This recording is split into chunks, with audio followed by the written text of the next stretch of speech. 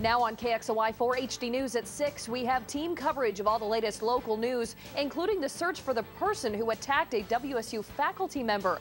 Plus, Aaron Luna is in the Weather Center with more warm weather headed our way. And Casey Lund is live at Green Bluff, where there's a debate brewing over land use. Live in the newsroom, I'm Colleen O'Brien. Your local news starts now.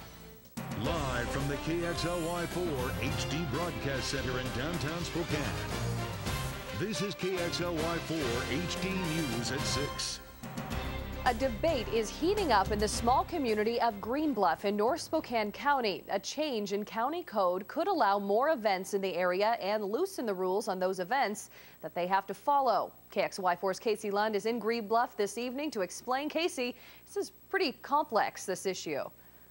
Colleen, you're absolutely right. Thursday, the County Planning Commission heard public testimony from neighbors here over whether or not special event businesses like wedding venues should be allowed here. Right now, some farms can host weddings and other events to sustain themselves through the rules. Another part of the issue dividing the community is how long, regardless of who hosts those events, the noise is able to go on.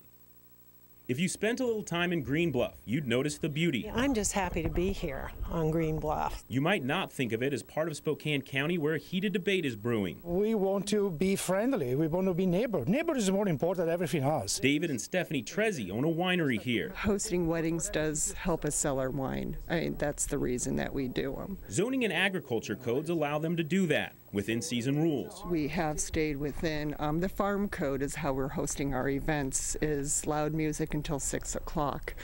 And there have been some other properties that have started hosting events until much later in the evening. It's the 10 o'clock, the 8 o'clock stuff that gets old in the summertime. Sherry Dono lives on Green Bluff. She doesn't host weddings, but understands why people do. How are people going to have weddings in Spokane County if we don't have something available for all these people? And with the views that we have around here, this is the ideal place to have weddings. Most neighbors we talk to feel the same way. We're all such a community here in Green Bluff that we love our neighbors and we love to see them be successful. As long as they're following the rules. The Trezzis say they do, though they would like the noise limit pushed back a couple of hours at least. Their problem, like many of their neighbors, are properties benefiting from not following the rules, and those moving in just to use the land as a wedding or event business. You had to farm first. The only reason we are here to do what we do, because we want to sell our wine, make it here. Now, Colleen, the majority of people I spoke with are behind having weddings here. Some say the noise is just too much, but regardless, everyone here can agree they don't want this place opening up for a lot of commercial activities just for venue businesses, and they agree that the farms are the ones that should benefit, and everybody should play by the same set of rules regardless of what those are. Reporting in Green Bluff, Casey Lund, KXLY4 HD News. Colleen? Beautiful. All right, thank you. We couldn't have asked for better weather this Easter with temperatures in the mid-60s. A lot of families went out to Riverfront Park in downtown Spokane to soak up the sun, and it sounds like we're going to have pretty nice weather this week, too. Let's check in with Aaron Luna, everybody's favorite weatherman now, with the warm weather forecast. It was a gift from the Easter Bunny. He sprung one on us here, giving us some high pressure in the region, which has kept the clouds away throughout the day. You can see from our satellite and radar, it's clear all the way into western Montana. Only a little bit of activity in southern Oregon, popping up a little bit in the most south tip of Idaho right there. But other than that, we're going to be clear and warm for the next couple of days. Right now, it's 67 in Spokane, 66 in Coeur d'Alene, 68 in Deer Park, mid-70s all the way down to the Tri-Cities there. Wenatchee at 70, Yakima at 74, Lewiston at 71, so you can see it's warm throughout the state. Our day planner even warmer, 42 in the morning, 61 by noon, another day where temperatures are close to 70 degrees. Of course, there is some rain in the forecast. We'll tell you when to expect that in just a few minutes. Colleen? All right, thank you, Aaron. New into KXLY4 tonight, the Pullman Police Department is looking for witnesses to the beating of a WSU faculty member. Police received a 911 call around 2 o'clock Saturday morning reporting a disturbance at the Adams Mall parking lot in the 600 block of Colorado Street. When officers arrived, they found WSU faculty member David Warner unconscious with a serious head injury. Take a look at these people on your screen. They are persons of interest and police want to talk to them. Police still don't know what led up to the assault, but they say there were multiple witnesses there. To see the surveillance photos, all of them, we've posted a link to the Pullman Police website on KXLY.com. The Spokane County Sheriff's Office and Cheney Police are continuing to investigate a possible murder-suicide at the Rosebrook Inn in Cheney. Yesterday, Cheney Police entered one of the apartments at the complex for a welfare check. They found the bodies of a man and a woman and also found a gun and shell casings.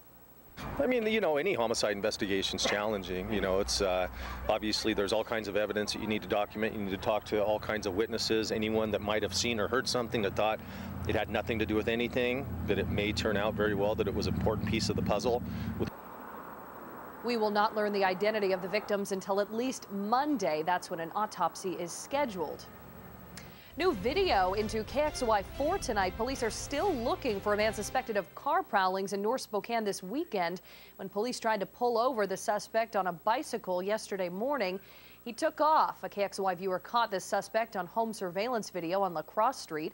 Police describe him as a Hispanic man in his mid-20s, 5'8" to 5'10", last seen wearing a white thermal top and black pants. If you have any information, call Crime Check. It's 456-2233. The Spokane Police Department is expected to wrap up their investigation this week into the shooting death of a car thief. The prosecutor's office will decide if Gail Gerlach will face charges for the shooting and killing the man who stole his SUV. Last Monday, 25-year-old Brendan Kaluza Graham was shot and killed while stealing the SUV. Gerlach told investigators he fired at Kaluza Graham because he thought he pointed a weapon at him. You have been sounding off on this topic on our Facebook page all week, and Brad said, it's funny how people want to blame the victim of the crime when all he did was protect himself and his property. While Ronette says a stolen vehicle should not have ended in a death sentence. I do not agree with what he did, but he certainly did not deserve to die. You can follow updates on this story by heading to KXLY.com. Now from our North Idaho newsroom tonight, there have been 9 bomb threats at the Boundary County School District since late October. 4 were written inside restrooms at Bonners Ferry High School, 3 were at the middle school, and 2 were called into 911.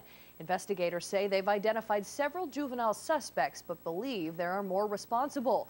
So an $11,000 reward is being offered to find out who is making the bomb threats.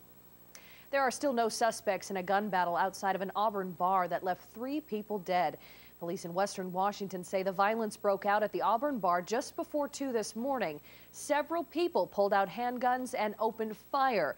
In the end, 3 people were found dead of gunshot wounds. A 4th person is at Harborview Medical Center tonight in critical condition. All of the victims were in their early to mid-20s. Around the nation now, 3 people are dead and more than 20 injured from a 75-vehicle pileup in Virginia. Take a look. Heavy fog caused this chain reaction crash on Interstate 77. That's near the Virginia-North Carolina border. It happened around 1 this afternoon. Traffic was backed up for 8 miles. A teenager arrested for drunk driving caused a crash that killed 5 people in Nevada this week. The 18-year-old driving an SUV rear-ended a Chevy van in Mesquite, Nevada. The impact was so strong it flipped both vehicles. 4 adults and 1 teenager were killed. A Texas district attorney and his wife were found shot dead in their homes overnight. The shooting happened in a county just outside of Dallas. 2 months ago, that DA vowed to get justice after one of his top deputies was killed outside the county courthouse. Authorities have not identified a suspect, nor have they said if the 2 deaths are related. A new political action committee is hinting at a 2016 presidential bid from Hillary Clinton. The group's name says it all, Ready for Hillary. PAC, the finance director on Clinton's 2008 presidential bid, will lead the group's fundraising. Clinton has largely stayed out of the spotlight since stepping down from her State Department post in early February. Americans around the country are busy celebrating Easter tonight. Coming up, though, why this Easter bunny probably isn't having the best day. Plus, for the first time, we hear from the Washington mailman caught burying thousands of pieces of mail. And it was a warm one out today, well above average. We'll tell you how many days we're going to see temperatures above average in just a few minutes. You're watching KXLY4 HD News with Colleen O'Brien, Aaron Luna with weather, and Tom Giles with sports. This is KXLY4 HD News at 6, your trusted choice for local news.